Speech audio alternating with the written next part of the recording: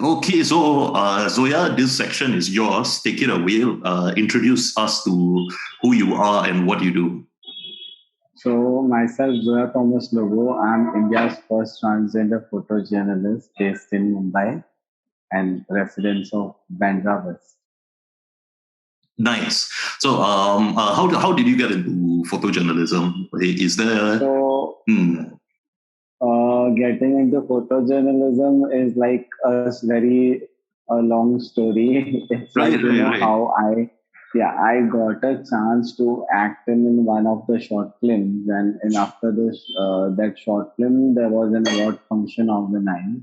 And then during that award function, I met a person who's the editor for College Times Education Media. It's a weekly based newspaper and a YouTube channel.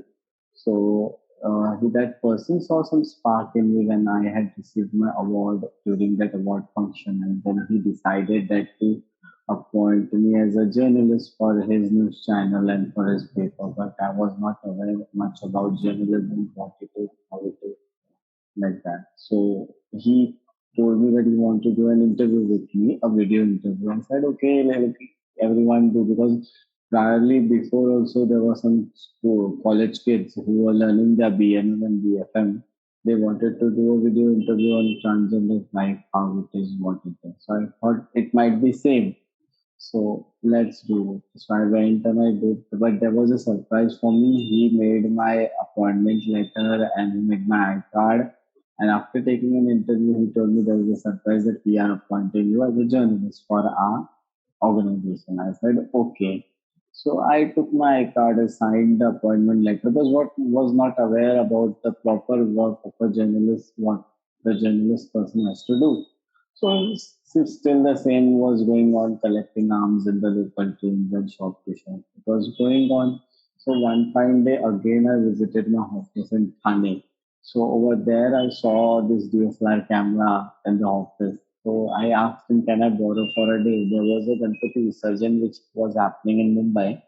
So I wanted to shoot few pictures. So I clicked few pictures through that camera. But till that time I was not aware about the camera settings also. So the camera was on the auto mode.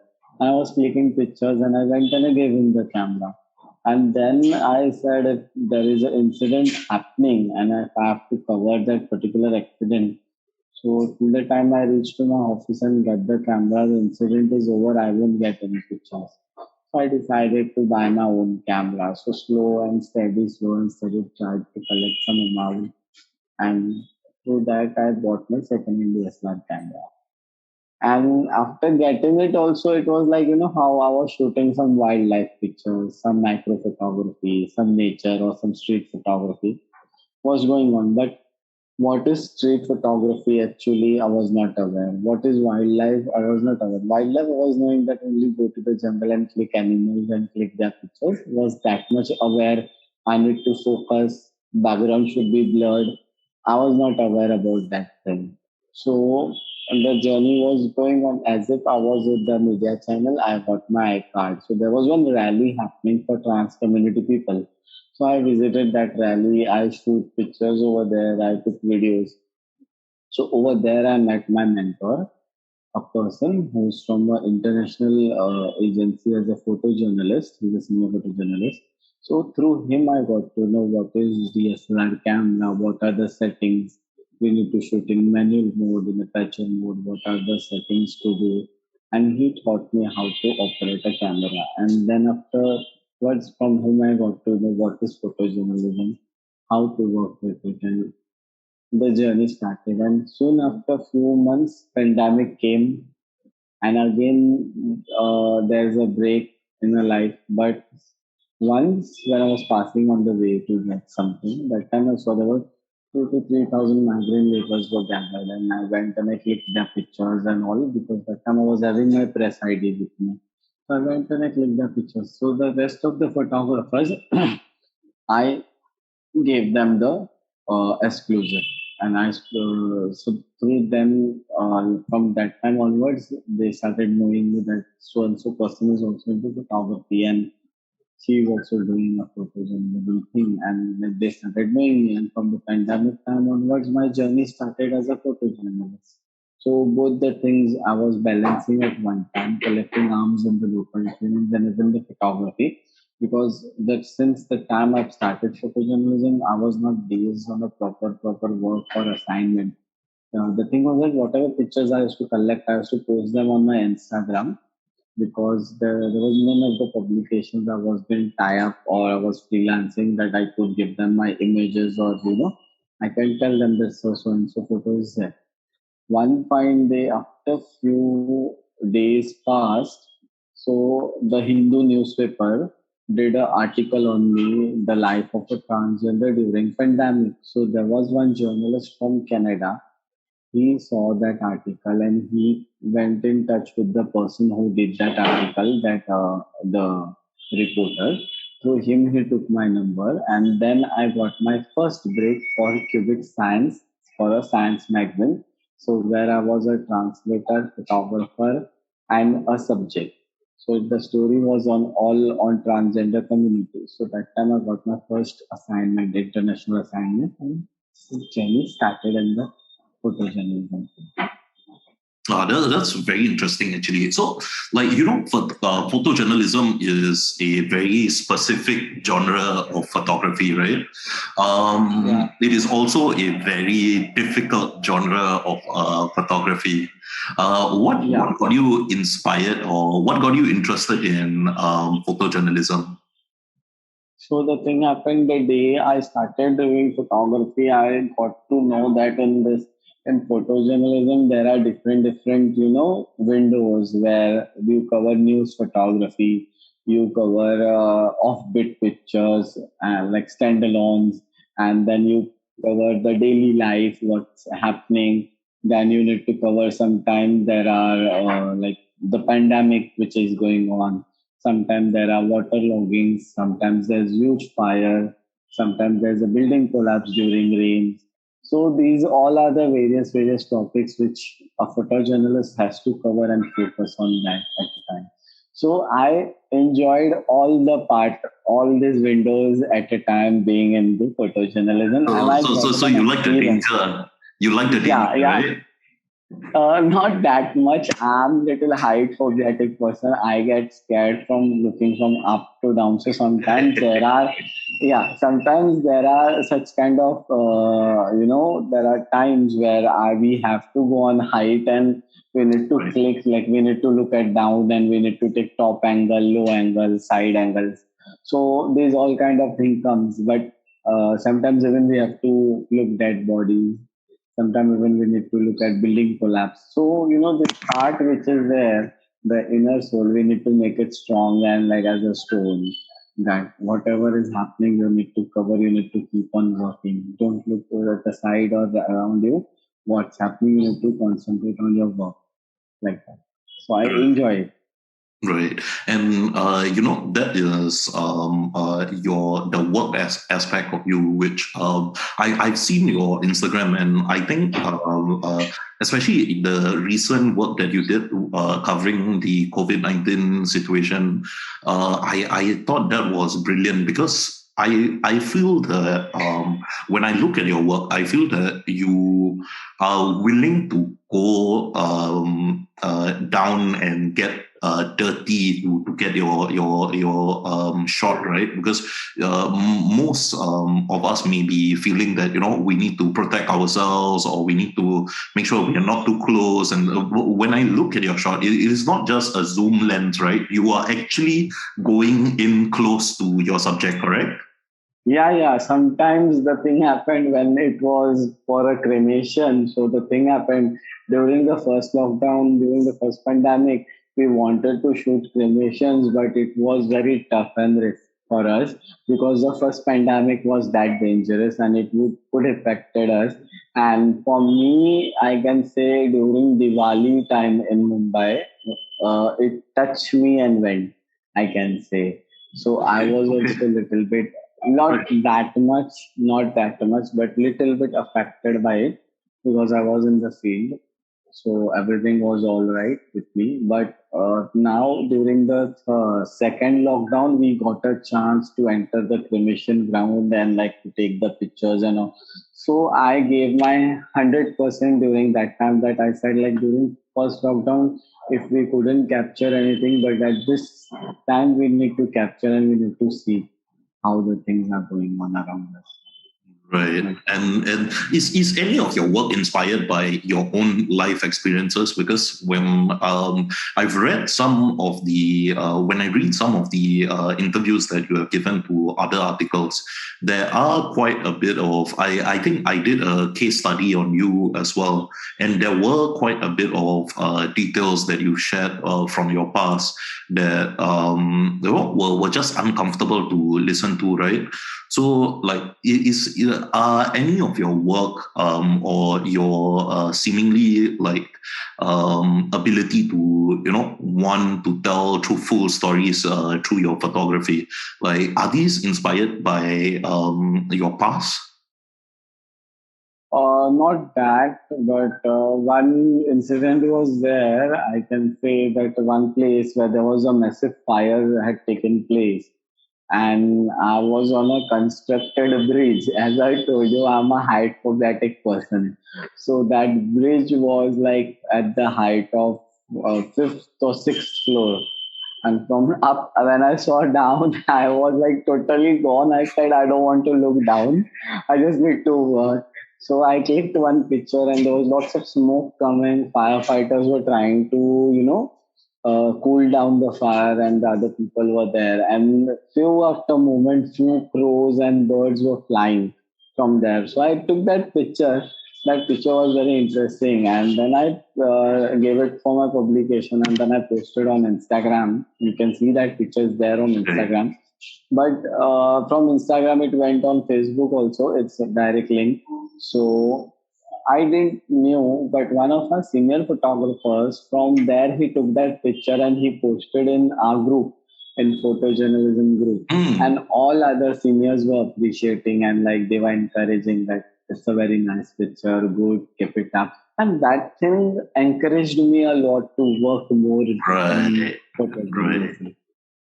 Yeah. Right. That's interesting. Like, so you were someone literally shared your image without knowing that you are the creator of that image, and yeah, that's very nice. That's very nice. So, what Yeah, other but yeah you will the want to thing is say? that huh, the thing happened. He had mentioned my name inside that photo by Zoya Lobo. So that was the big thing. Chalo, he mentioned my name in that, and that inspired a lot. Nice. Yeah. So That's the very, next very question. nice. So, what other dangerous situations have you found yourself in as a photojournalist? Like anything, So it doesn't have to be dangerous. Like interesting stuff that you So for have covered. me, it was like, as I told you, my first incident which I covered, and after that incident, I got my recognition as a photojournalist. So it was like, how during that Lathi charge, the migrant laborers were protesting. As we have seen Lathi charge happening in videos, in the news channels, or in the picture, in the movies. Yep. In reality, I had never seen Lathi charge happening and all. So the thing happened when I saw cops started doing lathi charge and all, and I was like literally scared. So I tried my level best to take pictures. I went on a bridge, and from that bridge, I took those pictures. I Wow. wanted to go down and take pictures, but I was damn scared that if during taking pictures, I might also get pastings. So I said, like, it's okay. I'll stand up and I'll take pictures. That was scaring me also, because you know what, over there in that particular area where I was there, half of the druggists were roaming around and pickpocketing people were roaming around, and there was one bag on my shoulders, and I was carrying one camera, and then doing P2C, and then there is again a lens, then phone. And the moment the thing happened, I was not on formal clothes that time. That time I was wearing salwar kameez, so a Uh, typical Indian outfit. So for me, because it was a very tough moment that time, because I had to run home, get the camera. If I would have kept on changing clothes, then my main picture would have gone. So I didn't change anything in my clothes. I took my camera, came running on the field, and I took pictures. It was like, so it was a little scary moment also, that right. Right. the Right. No, person I might mean, snatch uh, my things. A Yeah, lathi my charge is basically like the police taking the baton and going for yeah, yeah, yeah, yeah, right, yeah, right. yeah. Okay. Wow. Okay. Thankfully, you didn't get caught in that whole mess. Because I've Yeah, seen some news coverage on like lathi charges and things like that. Sometimes they even hit members of the press, but of course not on purpose, because they are seeing everyone, right? They are seeing everyone like right in front of them, and they're just they give swinging. warning. Yeah, yeah, they give us prior warning to Right, everyone. If they right, don't listen, then you have to bear the consequences. right, right. Yeah. So let's talk about you a little bit. Being transgender in anywhere in the world, it is I would say it comes with its difficulties, right?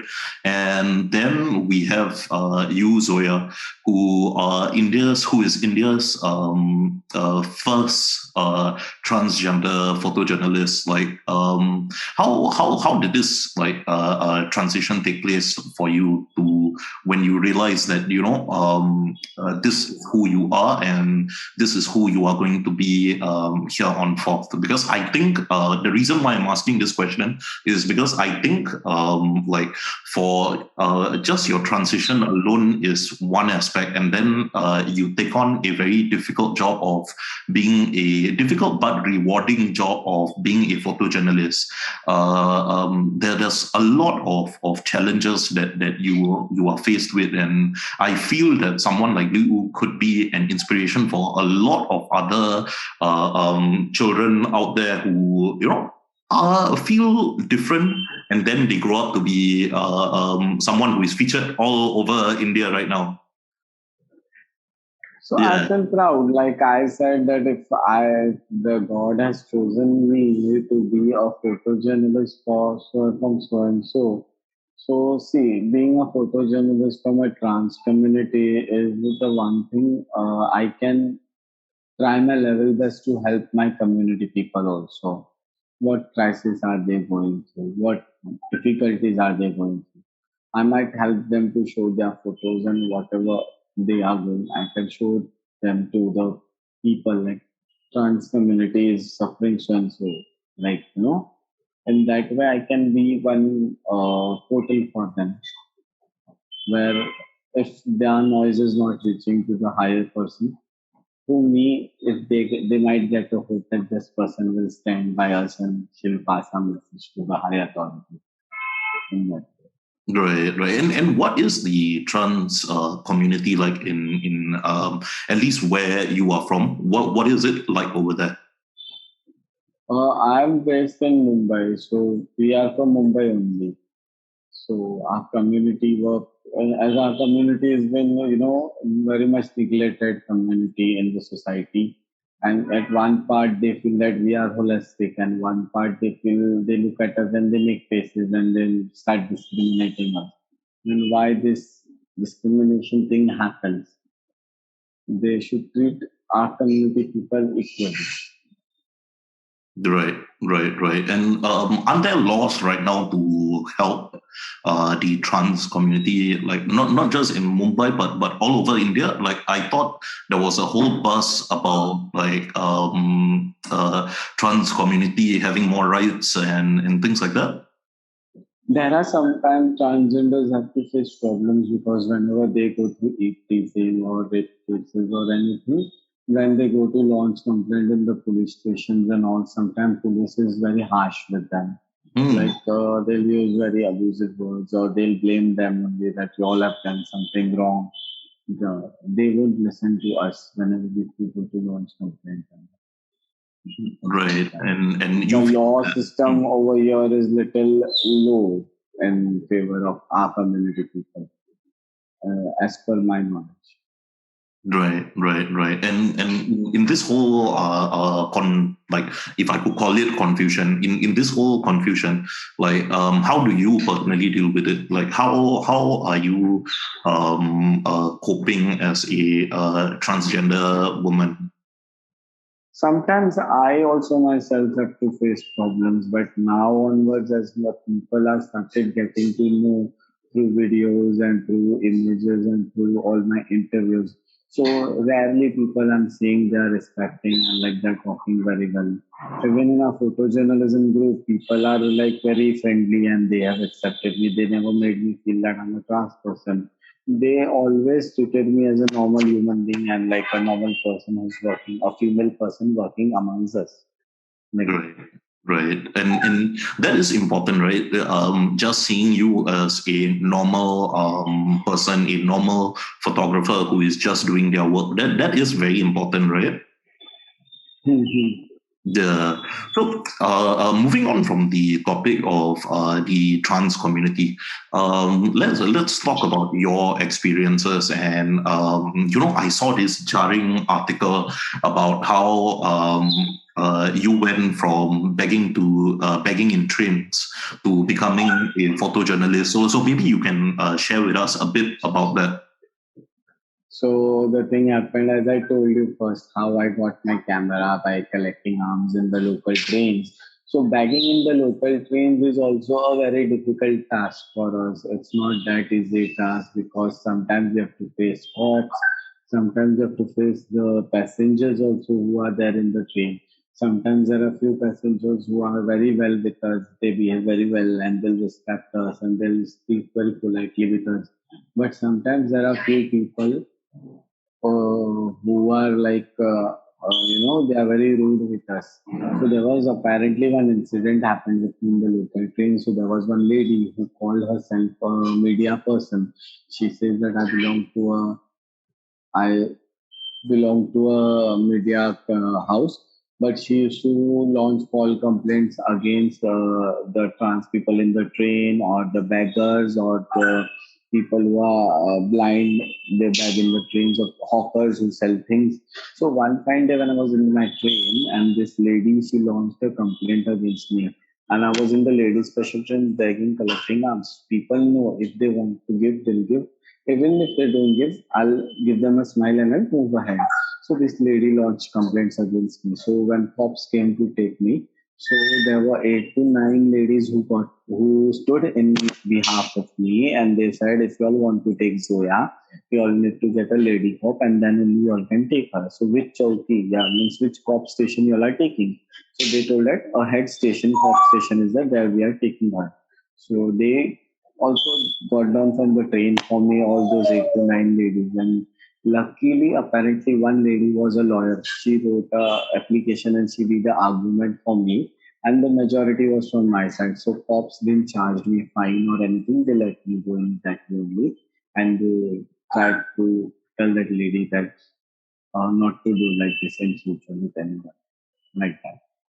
So this Wow. was the way that, and you know what? Whenever we beg in the local train, there are sometimes cops comes and catches and they say that begging is an offense or cannot beg here, this that, and they'll charge us 1,200 fine, and we need to pay that 1,200 fine. Otherwise, if we don't pay fine, 5 days we need to stay in the cop station in the jail. Right, and how does the fine works over there? Like, is it do you have to pay it straight away, or is there like fine? First they'll take us to the court, and in the court, the judge will, call out for the fine that you have done so and so. Small causes court, so you will go in the court, and then over there your crime will be called, and like, are you agreed that you have done so and so? So we need to say yes. If we argue with them, the fine increases like Right. that. But why do they arrest you all in the first place? Like, is begging illegal in the trains, or is it like why? Now I don't know. They say that it's illegal begging in by local trains, but there are several of people who are running the stomach on by local trains.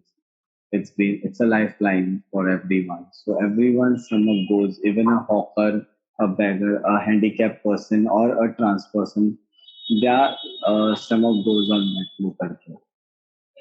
Right, right, right. So, Yeah, Um, but now due to pandemic, it's been a very risk for us. It's very mm, struggling period going on. It's very tough because only essential service people are allowed to travel by local trains, and the normal passengers cannot travel in the streets. So we cannot go and on that very well in the local train. So we are going through lots of issues also till now. right. And so like have you still continued on seeking arms? Yeah, yeah, it's still going on because I'm not on a permanent job with any of the publications, or I don't have that much of assignment with me back to back. If I would have got a back to back assignment project in my hand, I wouldn't have gone in the local trains, no, to collect arms because I also stay in a rented house and I also have to see my rent and everything. Right. Wow. Okay. So like, what is this whole thing like? You are being featured all over India in various articles, various news forums. I think I saw there was a BBC video of you, right? Is it right? Yeah. So there was a BBC video of you done. Why are you not being given any assignments? I don't know why it's been happened. Because it was a Pride Month going on, everyone wanted to feature me and to get out my story. But now, as the Pride Month is over, like rarely of them are doing video calls, video interviews or Zoom interviews. Still, yet no one came with this thing like we would give you a project, we would give you an assignment, and would you like to work with us? So you feel to a certain extent that just because it was a Pride Month, people reached out to you to feature your story, and then they just move on. Yeah, even there was a famous one of the channels approached me. I won't take their name on air. They even approached me to take a video and do and everything, and then they asked me we will feature it on our list. Then when I asked that, can you all help me with small token of thanks from your side because my issues are so and so. So then they said, no, sorry, it's not there in our policy. And then I said, sorry, okay, fine, I cannot also Wait, do so anything they about it. asked you to make this video, but they were not willing to pay you because it's their policy. Yeah. What rubbish is that, Zoya? And it's a very big platform. That's why I don't want to take the name on air. Right.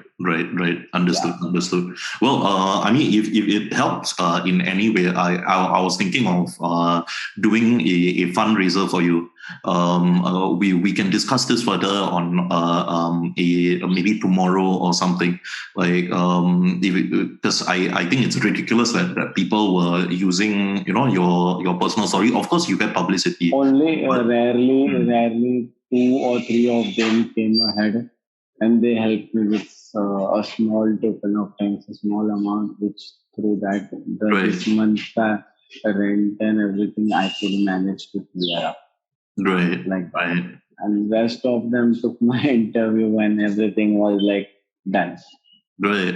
No, I mean, let's go ahead and get this fundraiser for you done because I really think it's rubbish that people feature your story and yeah, you get publicity, but you cannot buy food with publicity, right? We need money to so I think we'll go ahead with your fundraiser. We'll have more conversation about that soon.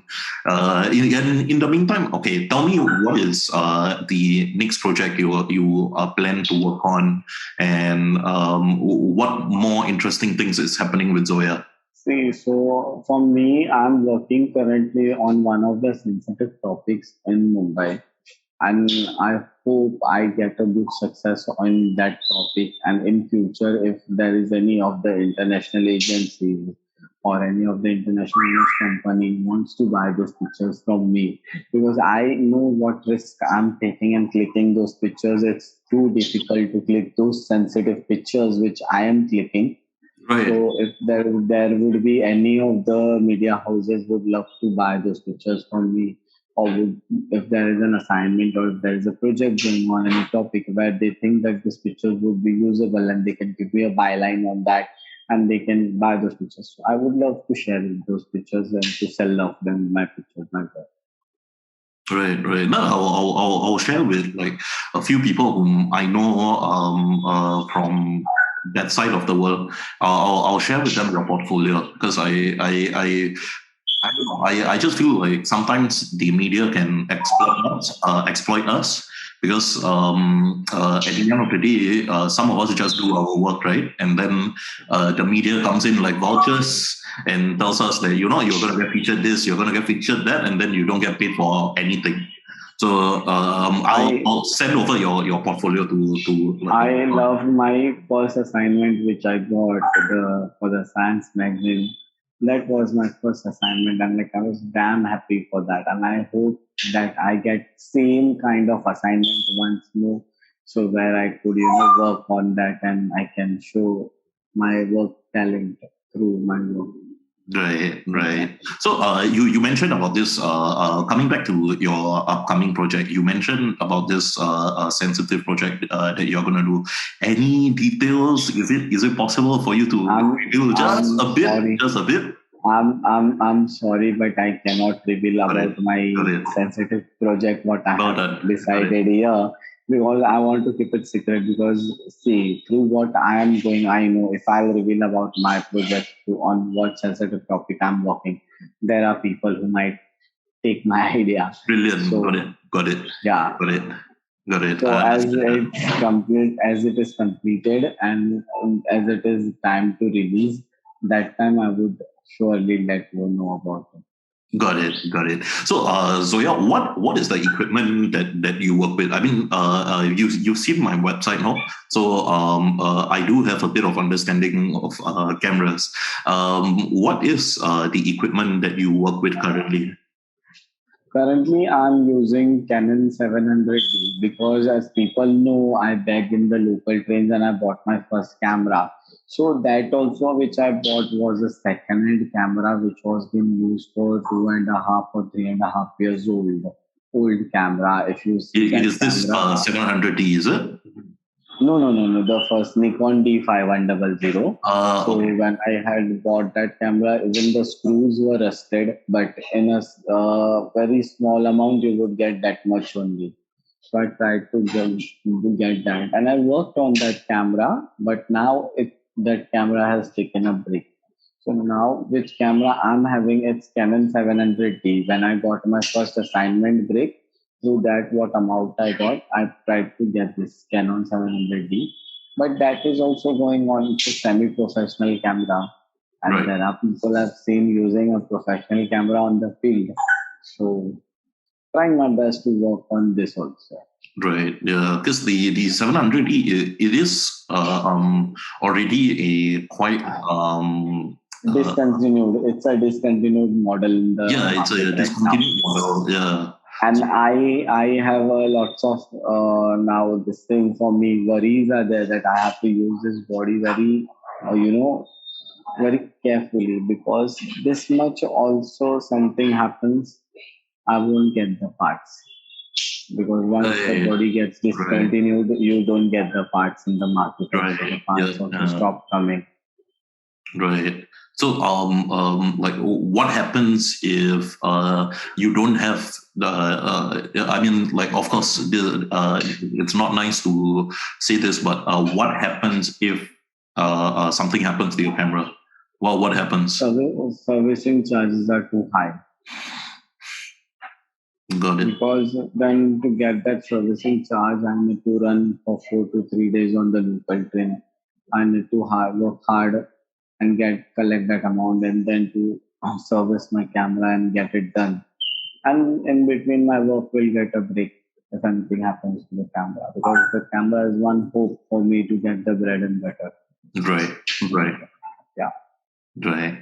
And yeah, I mean, your camera is definitely like your most important tool for your work, right? If that goes, like that goes your work as well. Like, yeah, we'll see it. Like, with the fundraiser that I had in mind, we will see if we can raise enough budget for a new camera for you.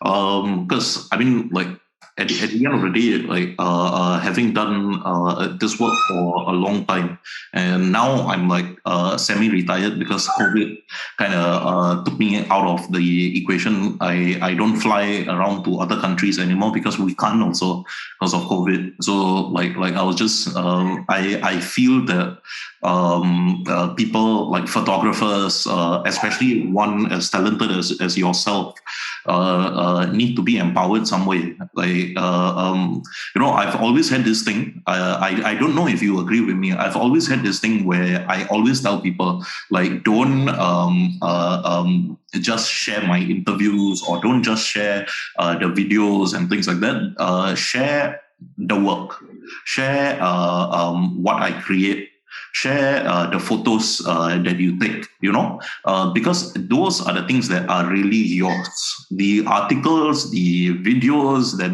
whichever BBC, could be whoever, they still own those things. They are only going to they are only going to be improving their viewership, right? At the end of the day, we want to improve your viewership. That's why I've been telling people to just share your work. Like the articles are the articles, but people can read them anytime. But your work is what people should be looking at and what people should be sharing. Yeah, that is the thing. So for all the viewers who will view this video on your channel, so my Instagram account name, if it's your permission, if I can say, I can reveal my Insta Oh account no, or please. I will probably have it linked below also. So my Yeah, please. Instagram ID is Zoya/Lobo. You all can follow me on Instagram and you can see my work over there, my profile, what work I've done, because it's a mixture of work. It's a little bit of macro, it's a little bit of wildlife, it's a little bit of political news, it's a little bit of news photography, even it's a little bit of, I can say, commercial. It's a mixed bunch of photos, so you all can go through it. Nice.